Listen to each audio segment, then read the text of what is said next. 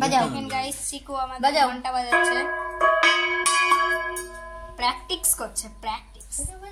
আপনাদের সবাইকে শুভ নববর্ষ। So hey what's up guys, কেমন আছেন সবাই? আই হোপ আপনারা ভালো আছেন। তো আজকে আমি নিয়ে চলেছি আপনাদের সঙ্গে নিউ ভিডিও। এই ঘুরে যাচ্ছে তো পয়লা বৈশাখে নতুন জামা পরে নিয়েছে। এইখানে দেখেন আমাদের ঠাকুর ঘর এখন সাজানো হচ্ছে, সব সরঞ্জাম।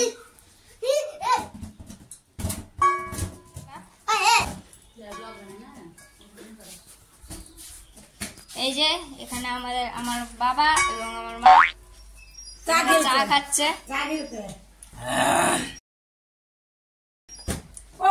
চলেন আপনারা সবাই, আমরা সেজে গুজে দেখা করছি, তো চলেন সেজে গুজে যাক। গাইস আমরা এখন রেডি হয়ে গেছি।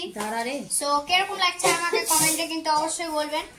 তো এখন আমাদের পাঁচালি পড়ার সময়, তো চলেন দেরিটা করে ওটা পড়ে নেওয়া যাক।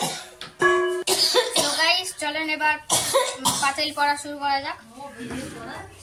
পূজাবিধি পবিত্র হইয়া শুদ্ধাসনে উপবেশন পূর্বক আচমন করিবে। নির্বাচন করিয়া সূর্য সমিত্যাদি পাঠান্তে গণেশাদি অর্চনা করিয়া সংকলন। এই বইটা তো ভুল দিয়ে দিয়েছে, মানে ভুল বলতে এই ভাষাটা সংস্কৃত, তো আমি অতটাও পাচ্ছি না। তো এখন বাংলাটা খুঁজছে, তো দেখি বাংলাটা পাই নাকি। সো গাইজ এখন আমরা সঠিক বইটি পেয়ে গেছি, তো চলেন ওটাই পড়া যাক। এক গ্রামে এক ব্রাহ্মণী বাস করত। সে বৈশাখ মাসের মঙ্গলবারে হরিশ মঙ্গল চণ্ডীর পুজো করত। ব্রাহ্মণী এক গোয়ালিনীর সঙ্গে সই পাতিয়েছিল।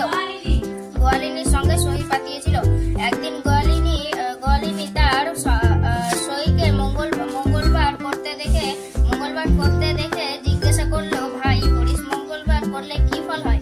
ব্রাহ্মণী বললে, জীবনে কোনোদিন কষ্ট হয় না, চিরকাল মনের আনন্দে থাকা যায়। তখন গোয়ালিনী ব্রাহ্মণীর নিকট ব্রতের নিয়ম জেনে ব্রত করতে আরম্ভ করলে। মা মঙ্গলচণ্ডীর দয়ায় তার জীবন সুখে কাটতে লাগলো। দুঃখ বলে সে আর জানলই না। একদিন গোয়ালিনী ব্রাহ্মণীর কাছে এসে বলল, সই আমার বড্ড কাটতে ইচ্ছা করছে। ব্রাহ্মণী শুনে অবাক হয়ে বলল, সই তাও কি হয়? এ ব্রত করলে কান্না আসে না? তখন গোয়ালিনী অনেক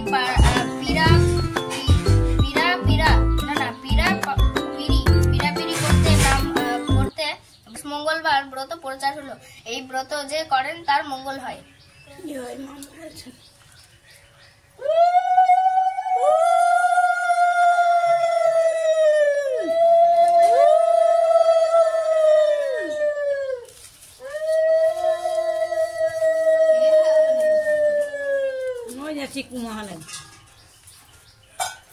সো গাইস আমাদের এখন বই পড়া হয়ে গেছে।